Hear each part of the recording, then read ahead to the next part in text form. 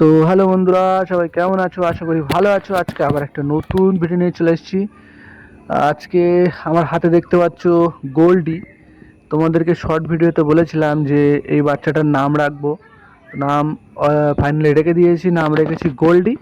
নামটা কেমন তোমরা অবশ্যই কমেন্টে জানাবে। আর এখন তোমাদেরকে বলবো যে এরকম বাচ্চাকে হাতে কীভাবে ফিটিং করাবে, কীভাবে পায়রাকে পোষ মানাবে, এইসব নিয়েই বলবো। তো পুরো ভিডিওটা লাস্ট পর্যন্ত দেখো, তাহলে তোমরা জানতে পেরে যাবে। আর এরকম ছোট বাচ্চা নেবে, ঠিক আছে? যত ছোট বাচ্চা নেবে তত ভালো। একটু বেশি বড় হয়ে গেলে তাহলে কিন্তু পোষ পোষ মানবে না ভালো সেইভাবে। আর এখন যে হিসেবে ছোট আছে সেই হিসেবেই আমি তোমাদেরকে বলবো যে এখন কি করা দরকার। এখন দেখতে পাচ্ছ আমি পায়রাটাকে নিয়েছি, দুটো ছোলা খাইয়ে দিচ্ছি। ঠিক আছে, তোমরা এইভাবেও ছোলাও খাইয়ে দিতে পারো। আর এইভাবে খাওয়ালে ওদের একটু অসুবিধা হয়, তারপরে ওই মাঝে সাঝে ছোলা খাওয়ালে কি ওর গায়ে একটু এনার্জিটা ভালো হবে, জন্য ছোলা দিচ্ছি।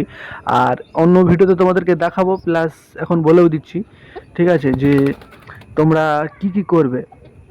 এখন আমি একটা জিনিস করব, সেটা হচ্ছে যে এই নিচে আমি পানি রেখে দিয়েছি, ওই পানিতে আঙুলগুলো ভিজে নিচ্ছি, নিয়ে ওর মুখে ধরছি। আর ওই যে হালকা হালকা পানি ওর মুখে যাচ্ছে আর ওইটাই ও খাচ্ছে, ঠিক আছে? আর এইটা করলে কি হয়, এইটা করতে হবে, ওর ওর খিদে আছে তো, যার জন্য এটা ওরকম করছে। তো ও ভাবছে যে ওর মা বাবা। আর একটা বাচ্চাকে যখন এরকম খাওয়াবে, হাতে অভ্যাস করাবে, তখন ও সবসময় চেষ্টা করবে যে অন্য কোনো পায়রাকে যেন ও দেখতে না পায়, ঠিক আছে? ওকে একটা আলাদা ঘরে রাখবে, ঠিক আছে? ওর আলাদা ঘরে রাখবে, ওর কোনো পায়রা যেন দেখতে না পায়, আর যেন তোমাকেই শুধু দেখে। আর যখন ছোট থাকবে এরকম অবস্থায়, বড় হওয়া না পর্যন্ত কারো কাঁধে বা হাতে দেবে না, তোমার কাছেই রাখবে যেন ও তোমাকেই চেনে।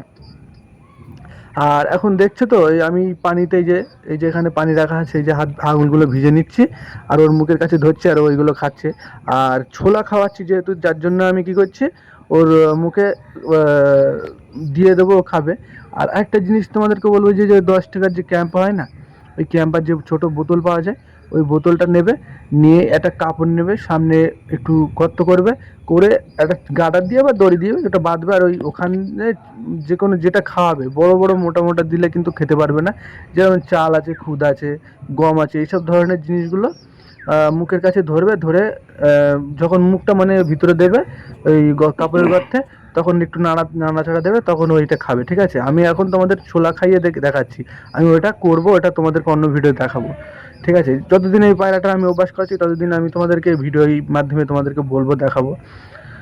আর এই যে পায়রাটা, এই পায়রাটা চকলেট দোবাজ। আমি ফেসবুকে একটা ভিডিও ছেড়েছিলাম, বলেছিলাম, তো একজন বলছে চকোলেট, ঠিক আছে? হ্যাঁ ঠিক আছে, ও কমেন্টে করেছে, ভালো ঠিকই বলেছে, কিন্তু চকলেট দোবাজ আছে, ডানা দেখো। আর ওটা আলাদা বিষয়, ওটা আমি বলছি না। আর এখন দেখতে পাচ্ছ আমি যে একটা জিনিস দেখাচ্ছি, এই হাতটা যখন আমি নাড়াচাড়া দিচ্ছি, ও গালটা হাঁ করছে, মানে ও খাবে এইভাবে। তো ওই যে 10 টাকার যে ক্যাম্পারে পারে, ওই যেরকম বললাম ওরকম করবে, তাহলে খাওয়া দিতে পারবে। ওর মধ্যে কিন্তু ছোলা দেবে না, খেতে পারবে না। ছোট ছোট যেন গুঁড়ো গুঁড়ো ধরনের জিনিস দেবে, যেন খেতে পারে। আর আর এখন দেখো গা চুলকাচ্ছে, দেখো ও আমাকে চিনছে, ও আমাকে অভ্যাস হয়ে যাচ্ছে। ওর পিছনে টাইম দিতে হবে। যখন তোমার একটা পায়রাকে, যে কোনো জিনিসকে যখন পুষবে, তার পিছনে যদি টাইম দাও, সে তোমাকে ভালোভাবে চিনবে। তো পায়রাকে পিছনে টাইম দিতে হবে। তার কাছে তুমি খাওয়াও বা না কিছু না করো, তার সঙ্গে সবসময় টাইমটা পার করবে বেশিরভাগ অংশ, তাহলে ও তোমাকে ভালো চিনবে। অন্য পায়রাকে দেখতে দেবে না। অন্য পায়রাকে দেখলে তাহলে কিন্তু অন্য পায়রার মতো আচরণ করবে, চেষ্টা করবে যে কাঁধে বসিয়ে রাখার, তাহলে কিন্তু কাঁধে অভ্যাস হবে। আর এখন যে হিসেবে ছোট আছে, এরকম ছোট অবস্থায় কাঁধে বসানো যাবে না, পড়ে যাবে। পড়ে গেলে ওদের পাটা ভাঙতে পারে, লাগতে পারে, মরেও যেতে পারে। ওই জন্য বলবো যে এরকম ছোটোবেলাতে কাঁধে বসাবো না, একটু যখন বড় হবে তখন কাঁধে বসানো হবে। আমি এখন কাঁধে বসাই না, আর একটু বড় হবে তখন কাঁধে বসাবো। আর এখন আমি ওইটাই করছি, যে আঙুলে ভিজিয়ে ভিজিয়ে একটু মুখে দিচ্ছি। হ্যাঁ, ওই তোমরা ভাবছো যে শুধু আঙুলে ভিজেই পানি খাবো, না, ওইভাবে খাওয়ালে তো পানি খাওয়া হবে না। আমি এটা খাওয়াচ্ছি অভ্যাস করানোর জন্য। যখন এরকম করতে করতে টাইম হয়ে যায়, তখন আবার পানি খাওয়ানোর সময় আমি ভালো করে পানিটা খাইয়ে দিই। সেটা তোমরা কোনো ওই বোতলের মাধ্যমে বা কোনো একটা নলের মাধ্যমে বা হাতে পানি নিয়েও এরকম খাইয়ে দিতে পারো, কোনো বাটিতে ধরেও খাইয়ে দিতে পারো। এই দেখো এক্ষুনি পড়ে যাচ্ছিলো।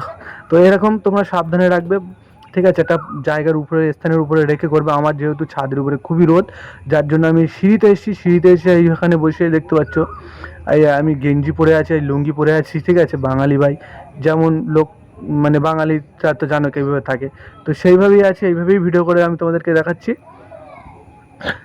আর তোমরা যদি মানে পুরোভাবে মানে পুরো বড় হওয়া পর্যন্ত কীভাবে পোষ মানাচ্ছি সব কিছু যদি দেখতে চাও, চ্যানেলটাকে সাবস্ক্রাইব করে রেখে দাও। আর বাচ্চাকে পোষ মানাতে গেলে আর একটা জিনিস করতে হবে, যখন তোমরা একটু বড়ও হয়ে যাবে তখন কিন্তু ওই পুরো খাইয়ে দাইয়ে তারপরে ওই উড়িয়ে দেবে আর তোমার কাছে উড়ে আসবে এরকমটা করতে যাবে না, তাহলে কিন্তু পোষ মানে উড়ে যেতে পারে।